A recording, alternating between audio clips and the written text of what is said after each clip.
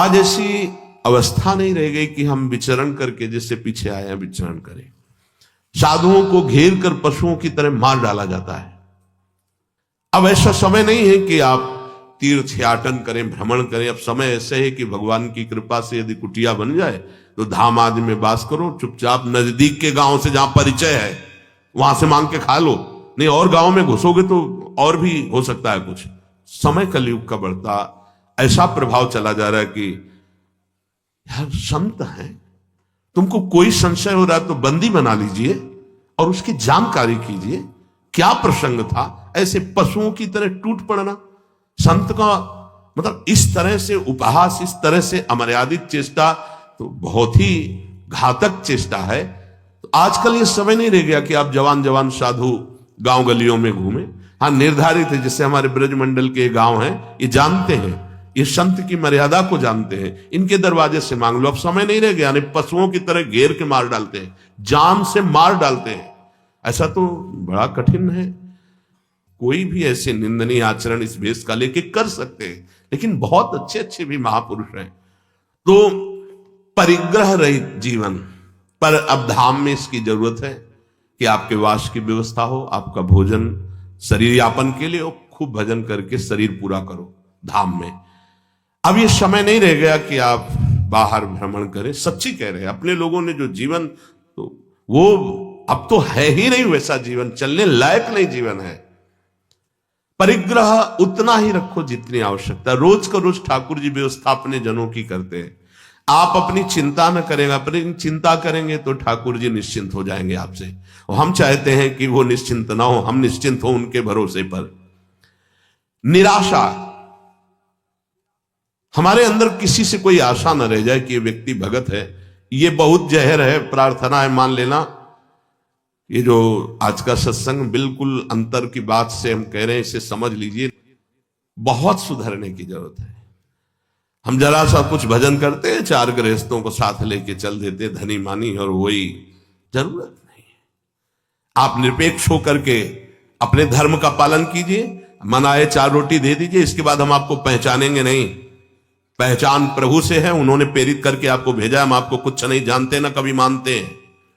प्रभु आयो बस इतना ही जानते हैं, इतना ही कार्य आपके लिए था, प्रेरित किया और रखवा दिया। चलो पीछे नहीं पड़ना, पीछे तो प्रभु के पड़ना है। लेकिन यहां उल्टा हो जाता है, प्रभु की तरफ पीठ हो जाती है, उनकी तरफ मुख हो जाता है। तो निराशा आशा ही परमम दुखम, नैराश्यम परमम सुखम। दोबारा इसलिए समझा रहे हैं कि साधना में बहुत जरूरी बात है।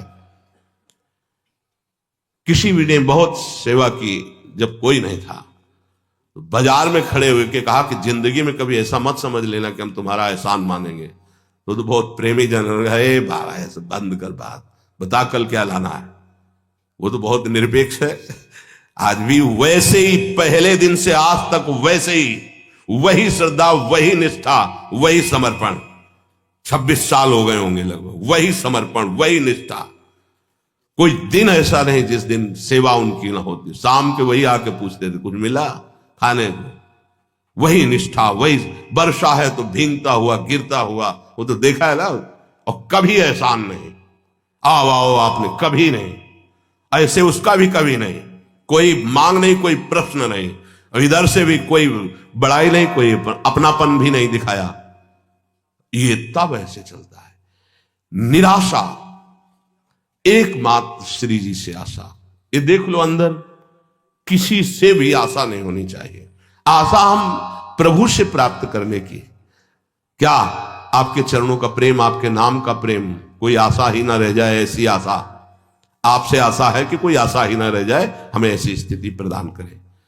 चौथा, निरीहा, इच्छा ही ना रह जाए, जिसके लिए आज कहा है कि 1 महीने के लिए देख लीजिएगा। और नित्य में एकांतशीलता, एकांत में जब हो तो बड़े संयम से रहें। एकांत आपका गंदा नहीं होना चाहिए। बड़े शीलवान, बड़े धैर्यवान, बड़े तितिक्षु, बड़े इंद्रिय संयमी नहीं। बड़े बड़ों का एकांत खराब हो जाता है। समाज तो सबका ठीक रहता है, एकांत खराब हो जाता है। समाज में त्रुटि हो जाएगी तो निंदा होगी, ठीक हो जाओगे। एकांत में त्रुटि होगी तो तुम्हारा अध्यात्म नष्ट हो जाएगा अंदर का। एकांत स्थित इंद्रियो परमणे हेतुर्दमश्चेतसः। अय उपासक, एकांत सेवन में सावधान रहना, तुम्हारी इंद्रिया और मन तुम पे हावी होंगे, इसलिए इंद्री और मन का दमन कर देना, इंद्री और मन के गुलाम मत बन जाना। ये एकांत का है, ये जरूर सुधारो। एकांत में देख लीजिएगा, अय उपासक, एकांत में इंद्री और मन तुम पर शासन करेगा, तुम्हें गुलाम बनाने की चेष्टा करेगा। उस समय तुम अपनी इंद्री और मन का दमन करो, बिल्कुल उनकी बात नहीं मानना जो धर्म विरुद्ध हो। जो ही तुमने इंद्री दमन किया तो हेतुर्दमश्चेतसः, तुम्हारा चित्त अर्थात मन दमन करने के कारण निर्वासनिक हो जाएगा। ये थोड़ा कठिन है समझना। जब हम मन और इंद्रियों की मांगी हुई वस्तु नहीं देते तो हमें जलाता है, एक अशांति पैदा हो जाती है। तब होता है यार दे दो, शांत हो जाएगा। ये बहुत घातक बात है। जो इंद्री मन मांगा और हमें अशांत किया ना देने पर हम उसको शांति प्रदान करने के लिए देने लगे, अब आपका परमार्थ मार्ग लुट जाएगा। ये बहुत गंभीरता से समझो, यहां हमसे बहुत चूक होती है। यदि हमने जो मन और इंद्री ने मांगा नहीं दिया, उनका निरोध कर दिया, तो निरोध से वासना का नाश हुआ। वासना का नष्ट होना ही ब्रह्मानंद का स्फुरण होना है। तेनानंद रसानुभूति रचला ब्राह्मी सदा योगिनस, तस्मात् चित्त निरोध एव सततम कार्यम प्रयत्ना मुने। इसलिए मुनि का एक ही प्रयत्न होना चाहिए कि मन और इंद्रियों की मांगी हुई मांग को पूरी ना की जाए।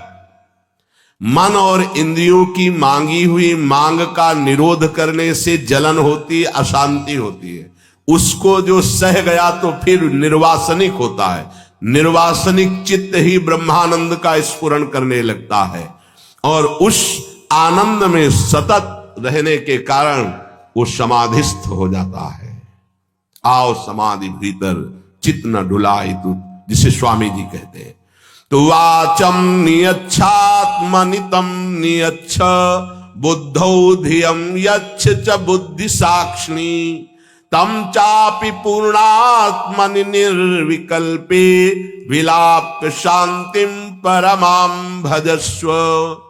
ऐ साधक, ध्यान दीजिए, वाणी को सत्य में लय कर दो। जब बोलो तब सत्य बोलो, नहीं तो मौन। और उस सत्य को मन में लय कर दो, तो संकल्प उठे तो सत्य का अन्यथा नहीं। मन को बुद्धि में निश्चय, बुद्धि का कार्य निश्चय, बुद्धि में लय कर दो। बुद्धि का निश्चय है भगवत तत्व सत्य है और सब असत्य है। ब्रह्म सत्यम जगन मिथ्या, एकमात्र प्रभु सत्य है और ये नानात्व असत्य है। इसमें सत्य है तो केवल प्रभु। ऐसे मन को बुद्धि में और बुद्धि को परमात्मा में, जब बुद्धि परमात्म तत्व में स्थित हो जाती है तो उसे परम शांति रूप परम पद प्राप्त हो जाता है। ध्यान से सुनो, वाणी को सत्य में। अब झूठ क्यों बोले? जब हम सत्य मार्ग के पथिक हैं तो झूठ क्यों बोले? पर झूठ बोलते हैं क्योंकि झूठ के प्रति पाप बुद्धि नहीं रह गई। नहीं असत्य सम पातक पुंजा, झूठ बोलने जैसा बड़ा पाप कोई नहीं है।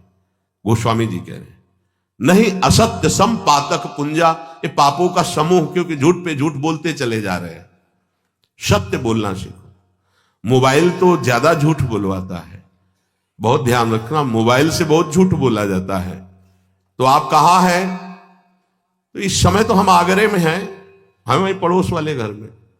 आज तो मिल नहीं पाएंगे आपसे, कब तक आएंगे? कल लौटना होगा, फिर कल आपसे बात करेंगे। पास में ही है, पूरा झूठ बोलते चले जा रहे हैं। बहुत सावधानी का विषय। हाँ हम यही है, लेकिन आज हमारा बात करने का मूड नहीं, आपसे नहीं करेंगे, खत्म खेल। सत्य बोल दिया, क्या चला जाएगा? सत्य बोलने के लिए हिम्मत चाहिए। आप परम हिम्मतशाली भगवत मार्ग के पथिक है तो हर हिम्मत है। सत्य बोलना सीखिए। हमें बात करने का मन नहीं है आपसे, आप जाइए। प्रगट में भी नहीं बात करने का मन है तो आप बाबा जी, आप भगवत मार्ग के प्रतीक हैं, आप स्वतंत्र हैं। आप ये भी ना बोले और चल दें तो बहुत बढ़िया है। आपसे कोई राधे श्याम ऐसा ऐसा ऐसा चल दिया, कोई बात ही नहीं की, तो आपकी महिमा है, आप साधु हैं। आप कृपा करें तो बात करें, ना कृपा करें तो बिल्कुल बात ना करें। ये समझो, ऐसा नहीं कि आपका हर बात का उत्तर देना आवश्यक है, नहीं। वाणी को सत्य में लेकर दो, सत्य को मन में।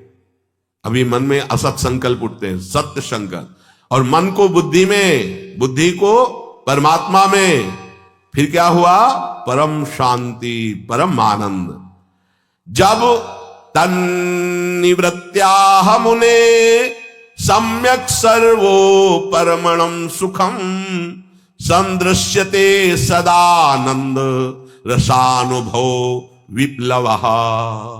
जिसे मुक्त होना या परम पद प्राप्त करना हो, कभी कोई उपाधि स्वीकार न करे। शास्त्र मना कर रहा है। कोई उपाधि, कोई पदवी, कोई सभा का नेतृत्व, आज विशेष विशेष पद कोई स्वीकार न करे। जिसे मुक्त होना है, शास्त्राज्ञा है। तन्निवृत्त्या मुने सम्यक सर्वो परमं सुखम। वो मुनि, वो उपासक किसी भी उपाधि को स्वीकार नहीं करता, उपाधियों से निवृत्त रहता है। सही बात, कोई उपाधि नहीं। आपका स्वरूप उपाधि रहित है। आप जब कोई उपाधि पकड़ लेंगे तो वो उपाधि उपद्रव पैदा कर देगी। कोई उपाधि नहीं। संपूर्ण रूप से उपाधि रहित हुआ उपासक आनंद का स्पष्ट अनुभव करने वाला होता है। उपाधियां नहीं, कोई उपाधि नहीं। बड़े बनने की कोशिश ना करें, कोई उपाधि नहीं। आपके आगे कोई उपाधि नहीं लगनी चाहिए। महान पदवियां नहीं है, ये सब छोटी हैं हमारी पदवी से, सब छोटी है। जो हमारा स्वरूप है उससे सब छोटा है। जो हमारा भगवत दासत्व उससे सब छोटा है। इसीलिए कई बार सत्संग में कहा है कि सबसे बड़े परम पद के आप अधिकारी में हो, हरिदासत्व, भगवत संबंध। इसके नीचे मत उतर जाना, कोई पद स्वीकार नहीं करना। सबसे बड़ा पद है भगवत दासत्व। ब्रह्मा जी भी इस पद को नमस्कार करते हैं। इसीलिए इस पद के गौरव को जानने वाले महापुरुष जन कहते हैं, न पारमेष्ठ्यम न महेंद्रधिष्णम न सार्वभौमम न रसाधिपत्यम न योग सिद्धि न पुनर्भवम वा। ये नहीं स्वीकार करते। आप अपने पद का गौरव देखिए, आप कौन हैं? हरिदासत्व, ये परम पद है। इस पद का अधिकारी ब्रह्मा का पद भी नहीं चाहता, देवराज इंद्र का पद भी नहीं, योग की सिद्धि नहीं, सम्राट पद तो मृत्यु लोक का ही है, और मोक्ष भी नहीं, कोई उपाधि नहीं। आप अपने गर्व में रहिए। असभिमान जाई जन भोरे, मैं सेवक रघुपति पति मोरे। पर आप तो बहुत ही गिर जाते हैं। छोटी सी संपत्ति में, छोटे से भोग में, छोटी सी वस्तु में, छोटे से सम्मान में आप अपनी महिमा से गिर जाते हैं। आप हरिदास हैं, आपका बहुत बड़ा पद है। फिर अगर अपने लोग बोले वृंदावनवासी तो देवैर ब्रह्मादेव न खलु हरि भक्त न सुहृदा। जिस पद में अपने लोगों को श्री जी ने चयन किया वहां इनका भी प्रवेश नहीं, तो क्या आप अपने इस पद की ठसक में रहते? अगर ठसक में रहते तो आपसे बड़ा कोई है नहीं, निरपेक्ष। फिर अपेक्षा क्यों रखते हैं? सबसे बड़े हरि के जना, व्यास बड़े हरि के जना, तो उसी पंक्ति में तो आप हैं। फिर गर्व होगा आपको कोई आ जाए, हां अमुक आ गए हो, आपको खुशी हो रही है, तो आप हरि के जना नहीं हैं, आप माया के जना हैं। क्योंकि आपकी दृष्टि में माया के पद का महत्व है। नहीं तो सुरपति नरपति लोकपति जिनके भावे घास रहे परम आनंद में तज सब ही की आस, ये है पद। अपना पद ये है सुरपति नरपति लोकपति जिनके भावे घास तिनके के समान लगते हैं, इस पद में विराजमान। आप अपने पद को छोड़ करके वैसे भगवत भाव से सबको प्रणाम नमस्कार, लेकिन आपके अंदर किसी की भी महिमा या प्रभुत्व या पद नहीं आना चाहिए। हमसे कोई भगवत प्रेमी महात्मा मिलने आए तो छाती फूलनी चाहिए। अगर कोई संसारिक मिलने आया तो इस बात का गर्व नहीं होना चाहिए कि अमुक पदाधिकारी अमुक। इसका मतलब आप अपने पद को नहीं जानते हैं। भगवत भाव से सबका आदर है, लेकिन किसी को सांसारिक महिमा से आदर करना ये उपासकों का स्वभाव नहीं होता। कोई भी उपाधि मुनि स्वीकार न करे, बहुत पकड़ने की जरूरत है। सीधे परिचय दिया जाता है कि ये हम ये कार्ड भी दिया जाता है, तो उपाधि का ही तो परिचय दे रहे हो। और साधु उपाधि को स्वीकार नहीं करता। बस ध्यान अंदर से देखना, सच्चे महात्मा बनकर या सच्चे वैरागी बनकर चलोगे तो अच्छे से बहुत जल्दी आनंद की अनुभूति हो जाएगी।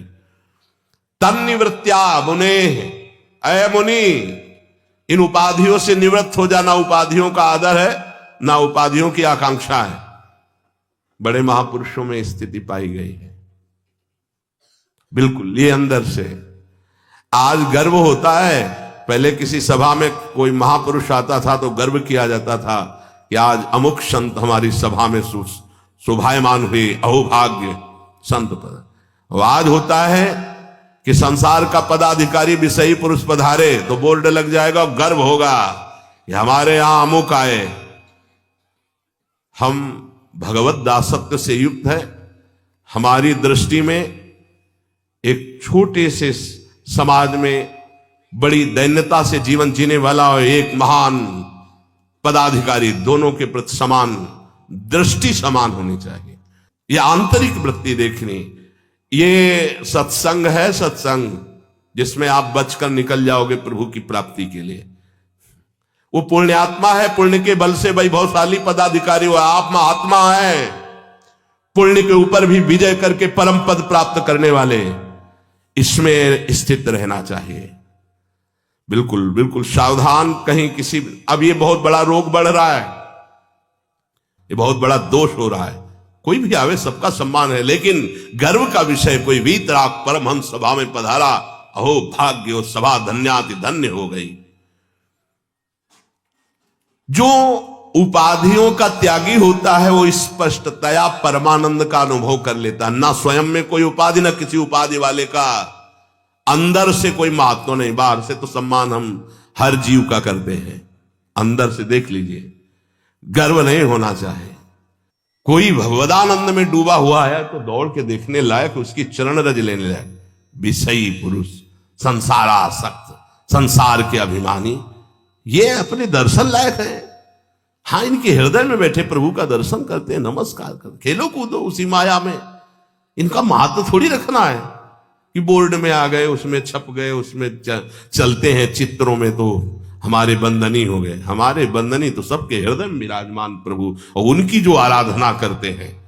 ये रहु गणित तत्तपसा नयाति न चेज्जया न निरूपणात् ग्रहाद्वा न छंदसा नैव जलाग्न सूर्यो बिना महत्पाद रजो से कम। भगवत अनुरागी आया तो छाती फूल गई, विषय आए तो बिल्कुल भाव चढ़ी हुई और एकाग्र दृष्टि अपने आराध्य देव में। नहीं, सम्मान योग्य नहीं है, नहीं उसको विषयाभिमान और पुष्ट करेगा। बिल्कुल ये उपासक पूरे जीवन ध्यान रखें। अंतस्त्यागो बहिस्त्यागो विरक्तस्यैव युज्यते त्यजन्त्यंतर्बहिर्संगः विरक्तस्तु मुमुक्षया। जो इस संसार से मुक्त होना चाहता है वो उपासक आंतरिक त्याग और बाह्य त्याग दोनों में सावधान रहता है। आंतरिक वो वृत्ति जो भगवान से विमुख करने वाली है, कभी उसका आदर न किया जाए। बाहरी वो व्यक्ति वस्तु जो भगवान से विमुख कर दे, जाके संग कुमति मति उपजय करत भजन में भंग, उसका आदर न किया जाए। अंतस्त्यागो बहिस्त्यागो विरक्तस्यैव युज्यते, वही विरक्त है जो अंतर की वृत्ति और बाहर के व्यक्ति का त्याग किए हुए है, जो हमारे भजन में विक्षेप डालने वाला। बहिस्तु विषयी संगम तथांतरहमादिभिः विरक्त एव शक्नोति त्यक्तुम ब्रह्मणि निष्ठितः, जो उपासक इंद्रियों के विषयों का संग नहीं करता वही ब्रह्मनिष्ठा को प्राप्त हो जाता है। क्या विषयों का सेवन तो करना ही पड़ेगा,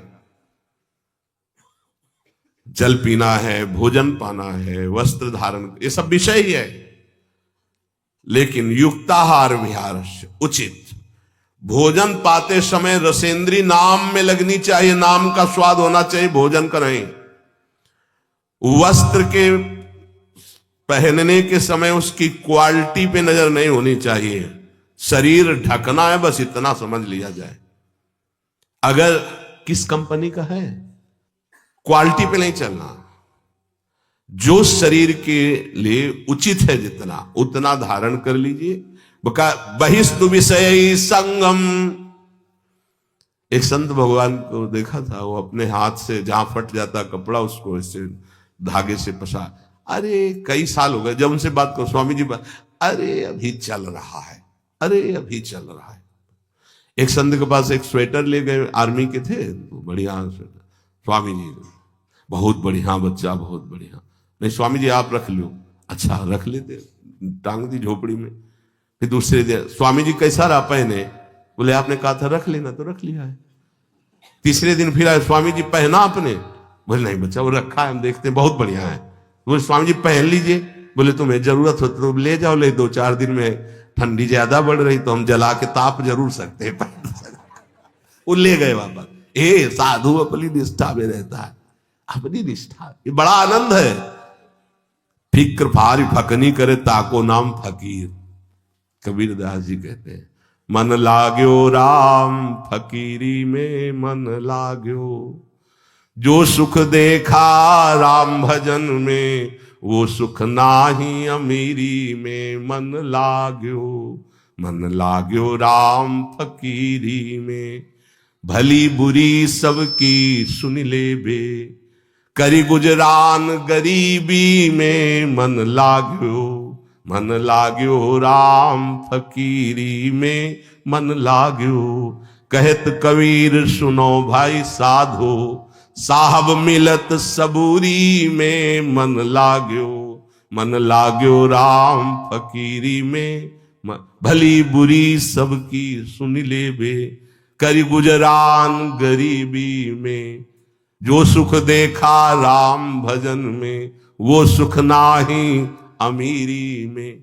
यहां कह रहे बहिस्तु विषयी संगम तथांतर हमादि भी विरक्त एव शक्नोति त्यक्तुम ब्रह्मणि निष्ठिता। इंद्रियों के विषयों का बाह्य संग तो होने ही ना पावे और आंतरिक भी नहीं। एक संत भगवान को देखा, एक मोटी तौलिया जो जहां से छुओ सड़ गई थी, ऐसे मतलब इतनी पुरानी थी, वो ऐसे डाले रहते थे। और एक अचला, उनसे कहा कि अगर तौलिया ही प्रिय है, वृंदावन में पूर्व के थे जो सन्यास, तो एक नई खरीद दे। भगवान ऐसा कैसे, ये गुरुदेव की प्रसादी है, पूज्य परमानंद स्वामी जी की प्रसादी थी, उन्हीं को शिष्य थे। बोले जब तक इसमें एक भी धागा रहेगा, वो ऐसे डाले रहते थे, तब तक वो ऐसे रहे। वो ऊपर वो तौलिया अरुण वर्ण की थी और नीचे एक अचला।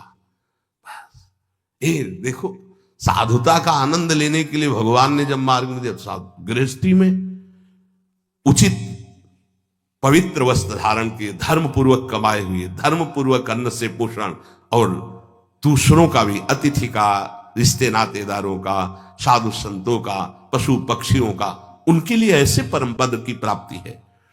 उपासक जिससे अहंकार बढ़े ऐसी किसी वस्तु, व्यक्ति, स्थान का संबंध स्वीकार न करे। जैसे अंदर से विचारों में अहंकार आ जाता है जब किसी बड़े का फोन नंबर तुम्हारे फोन में होगा, ये अमुक जी का है, कोई बात पड़ी ना, तो ऐसा नहीं भाई, हम इतने छोटे का नंबर न रखें, इतने बड़े का नंबर रखें कि उनसे बड़ा कोई ना हो, वो है प्रभु। तो उनका नंबर क्या है? उनके नंबर 1 2 3 4 5 10 नहीं होते, एक ही नंबर है, उनका नाम जो गुरुदेव ने दिया है। अगर गुरुदेव ने कहा राधा राधा राधा, मिलाओ नंबर, अभी बिजी चल रहा है, राधा राधा राधा। जिस दिन मिल गया निहाल हो जाओगे। ये नंबर ही मिला रहे हम बार बार, हाँ बार बार नंबर, राधा राधा राधा राधा। अभी बहुत सी वासनाएं हैं आपके अंदर, आवाज बाहर नहीं जा पा रही है, थोड़ा रुको। वो क्या नहीं मिलते, हाँ वो बोलते नहीं कि थोड़ा आगे पीछे बढ़ते हैं, बोले यहां मिल नहीं रहे। अभी तुम्हारे नेटवर्क, हाँ अभी नेटवर्क नागर से नहीं मिल रहे हैं। जिस दिन नेटवर्क मिल गए ना, और एक बार हुई राधा, एक बार जिन नाम लिए हित सो होए अति दीन, ताको संग न छाण ही ध्रुव अपनो करिलीन। रात दिन उन्हीं से खेल होता रहता है उपासकों का, रात दिन वही खेलते रहते, विविध विचारों में, विविध भावों में और नाना रंगों में। अति लावण्य रूप अभिनय गुण नाहिन कोटि काम समतुल हो। अति लावण्य रूप अभिनय गुण नाहिन कोटि काम समतुल हो। भ्रकुटि विलास हास रस बरसत, जैसे हित हरिवंश प्रेम रस झूलो। मिल गया नंबर। तो ये केवल बात ही नहीं होती है, ये जो उसमें चित्र आते रहते हैं फिर बात होती है, उसे क्या कहते हैं? Video call. हाँ सीधे प्रिया प्रीतम से सीधे। कहां से बात कर रहे? बोले निकुंज से। आप कहां से बात कर रहे हो? आपके चरणों से। सीधे तभी तो देख रहे, निर्तन भ्रकुटि बदन अम्बुज मृदु सरस हास मधु बोलन, अति आसक्त लाल अली लंपट बस की ने बिन मूलन। वैराग्य बोधो पुरुषस्य पक्षिवत। बहुत बढ़िया बात कर रहे हैं। पक्षो विजानी है विचक्षणत्वम, विमुक्ति सौधाग्र तलाधिरोहणम, ताभ्याम बिना नान्य तरेण सिद्ध्यति।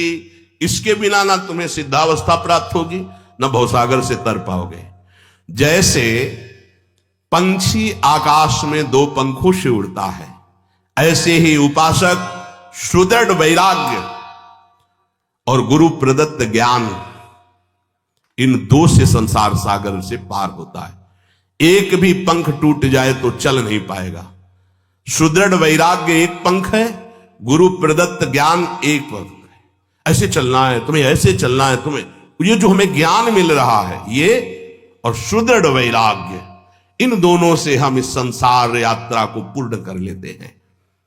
एक के बिना भी एक पंख हो तो वो इस प्रेम की ऊंचाई अटारी पर नहीं चढ़ सकता है। वैराग्य और ज्ञान दोनों आवश्यक है उपासक को। अत्यंत वैराग्यवान की बिना प्रयास के समाधि लगने लगती है, क्योंकि कहीं राग नहीं रह जाता। समाधिस्थ पुरुष को तत्वबोध हो जाता है और बोधवान संपूर्ण संसार बंधन से मुक्त हो जाता है। इसलिए जो मार्ग हमें गुरुदेव ने दिया है, जो पद्धति युक्ति गुरुदेव बता रहे हैं, उसी युक्ति से चलें और निरंतर नाम जप करें तो इस संसार सागर से सहज में हमारा परम कल्याण हो जाएगा। प्रियालाल मिल जाएंगे। शेष चर्चा आगे। प्रार्थना है कि सत्संग का मनन किया जाए। ये सार बातें आपको जो सुनने को मिल रही है, मनोरंजन नहीं भाई। इस समय आप जग करके आते हैं, जब सब आराम से सो रहे होते हैं, तो आप लाभ लीजिए। आप हर सत्संग में कोई बात पकड़िए और उसको मनन कीजिए और अपने आचरण में उतारिए। जैसे आज बात कही गई, इच्छा पर रोक की जाए, तो आप इस पर थोड़ा प्रयासरत होइए। फिर देखिएगा, नाम जप करते हुए जो इच्छा हो उसका दमन कीजिएगा। एक दिन का दमन कीजिएगा तो आपको बहुत बड़ी उपलब्धि मिल जाएगी। 24 घंटे करने से आपके पूरे जीवन में ये 24 घंटे बहुत बड़ी उपलब्धि कर देंगे, आप मान लेना। इच्छाओं की पूर्ति के लिए तो सारा जगत भटक रहा है, इच्छाओं की निवृत्ति के लिए आप जैसे महाभाग्यशाली हैं जो इस सत्संग में बैठ करके इच्छा निवृत्ति का संकल्प कर रहे हैं। इच्छाओं की निवृत्ति ही भगवत साक्षात्कार है। शेष चर्चा आगे। श्री राधा वल्लभ लाल।